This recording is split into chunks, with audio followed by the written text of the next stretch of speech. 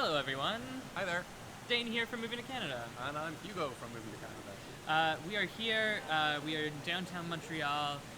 It is Wednesday, February 5th, and we've switched up our location a little bit. We came to a new place in the downtown core that we've never been to before. This is Montreal's World Trade Center. It's pretty. It's quite pretty. What do they do here, Hugo? They trade They trade with the world, presumably, in one center. in one center. That's why it's the World Trade Center. But we are not experts in world trade, nor are we here to talk to you about that. We are experts in Canadian immigration, and we are here to talk to you about that because something has just happened. Hugo? Express entry draw number 136 happened today, February 5th. Happened just a few minutes ago. Yeah. So just a few minutes ago, at the time that we're filming this video, the latest express entry draw happened. In this draw, 3,500 invitations to apply were issued. So that's an increase, a little increase of only 100 from the last draw, 2 weeks back on January 22nd. Unfortunately, the minimum CRS score cutoff for this draw has also increased. It's increased by 1 point to 472 points. So anyone with a CRS score above 472 points will receive an invitation to apply. It'll appear in your account within the next 24 hours. If you haven't received an invitation to apply, what we wanted to talk to you about today are a couple of the faster methods for increasing your CRS score if you're not quite there. And then we also wanted to cover a topic that we get asked about a lot here. It's Canadian work permits. How do I get a work permit? What types of work permits are there? So we just wanted to do a little bit of an overview of work permits for you today. But before we get into that, Hugo, if somebody is in the express entry pool, they've got their CRS score, they're not quite at that threshold of, we've been seeing it in the high 460s, low 470s for the last couple of weeks, months, really? Oh gosh. If somebody's not quite there, what's one of the faster ways that they can improve their CRS score? Yeah, there's a little story I can bring to sort of make the point. I love the story. Yeah, so one of the companies we work with very closely, which is Outpost Recruitment, they're a great recruitment agency based in Vancouver that hire, that place candidates in engineering and construction. They had a candidate who was doing his Ielts to try and get his PR, and he did not get the CLB9 across the board, even though, here's the kicker, even though he's from the UK.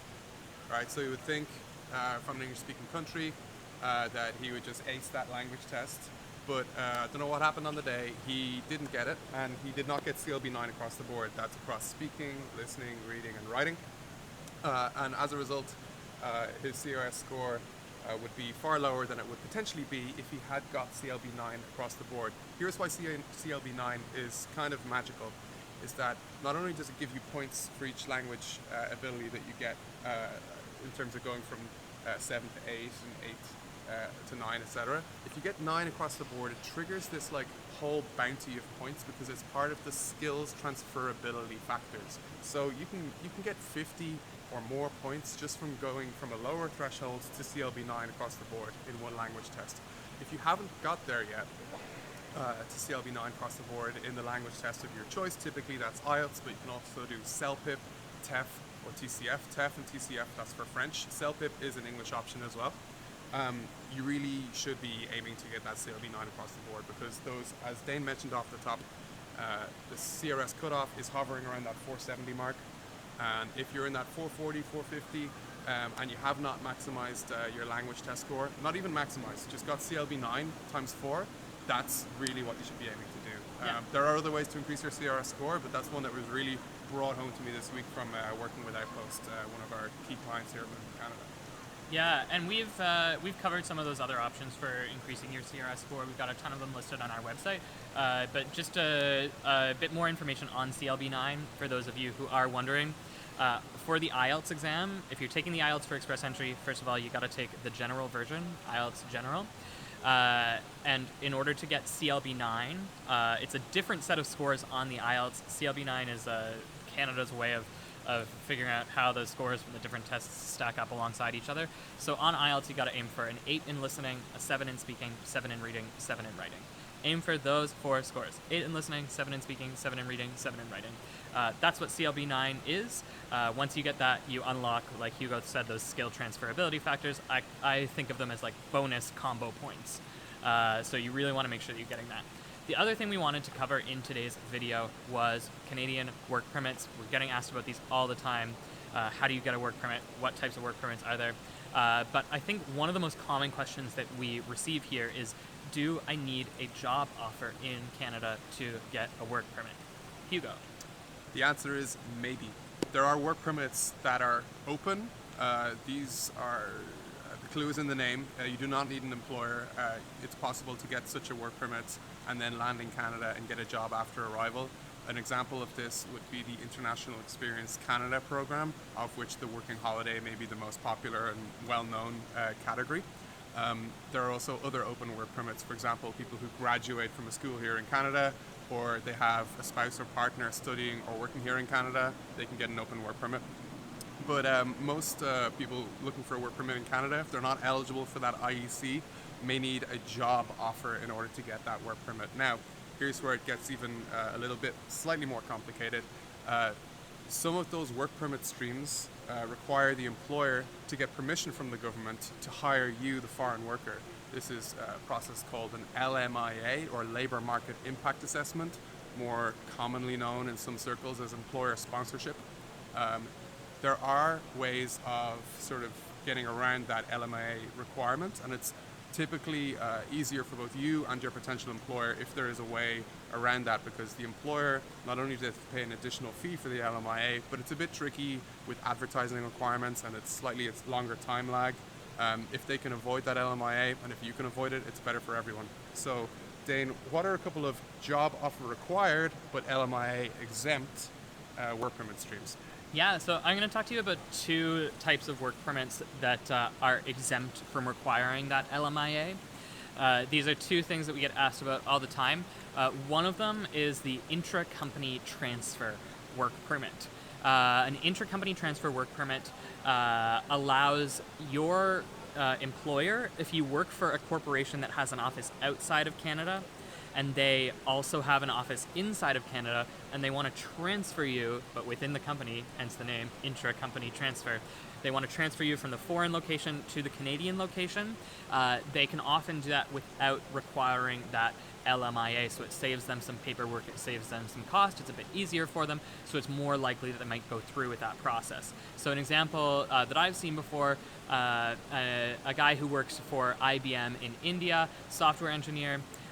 He's really skilled at what he does, so IBM decides that they want to bring him onto a project in Canada. They transfer him over to Canada for a year or 2. After he gets a year of Canadian work experience, that really improves his score in Express Entry, so he's able to apply. That work permit transitions him to full permanent resident status, and he can stay in Canada as long as he wants. So if you're working for a company that does have offices in both your country as well as Canada, that might be something to consider. It might be something to bring up with your boss, with your HR department, and see if that might be a possibility for you. The other thing that I wanted to cover today is LMIA exemptions based on free trade agreements. So the most commonly cited example for this is the North American Free Trade Agreement, NAFTA, which is, as we speak, transitioning to the USMCA, the United States-Mexico-Canada Agreement. Under this free trade agreement, there's a list of occupations where if you get a job offer for one of those occupations and you are from one of the other countries, so let's say you're living in the United States and you get a job offer in Canada for one of the occupations listed in the free trade agreement, you can apply for a work permit to work in that occupation, but it doesn't require an LMIA. So again, it saves your employer in Canada the hassle of having to go through and apply for that labor market impact assessment. So that's the most common example of these free trade agreement-based LMIA exemptions. So you can check that out on our website. In fact, you can check out all of this information on different types of work permits. Work permits is a surprisingly complex subject when it comes to Canadian immigration.